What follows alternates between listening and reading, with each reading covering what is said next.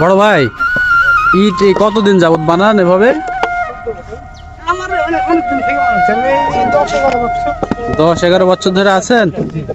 কয়টা পর্যন্ত কাজ করেন ভাই এখানে? ঠিক নাই, 12টা একটা 12টা একটা 12টা যতক্ষণ করতে পারে।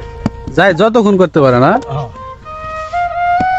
রাত কয়টার সময় লাগে এটা সব কিছু আপনার ধরেন যে কেউ তারা বেশিও বানায় যে একদিন এখানে চলে যাবো।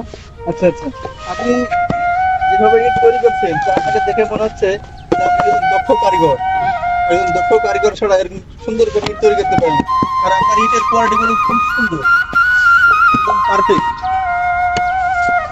অল্প সময় যে আপনি ইট তৈরি করছেন এত সুন্দর করে, এই জন্য আসলে আপনাকে মানে ধন্যবাদ দেওয়ার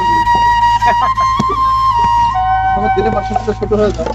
তো আপনাকে আমি মানে একটা অন্তরস্থল থেকে একটা সাধুবাদ জানাচ্ছি যে আপনি আরো সুন্দর করে আপনার কর্মস্থলে আপনি আপনার কর্মগুলো করেন এবং আপনার বলেন ভাই এখন ইটের দাম কেমন?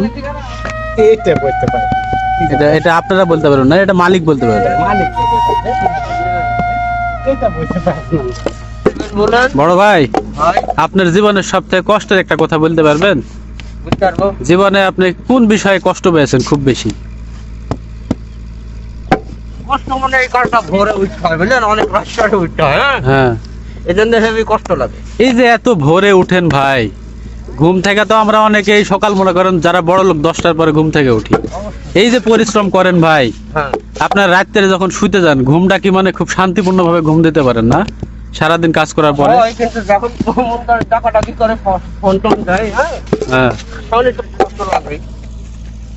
এখন সবাই ঘুমাচ্ছে, আমরা কাম করবো এটাই। তো আচ্ছা ভাই, ভালো থাকবেন ভাই, আপনার কাজ আপনি করেন। অবশ্যই, আচ্ছা ভাই, ঠিক আছে, ধন্যবাদ ভাই। আপনাকেও ধন্যবাদ। আচ্ছা।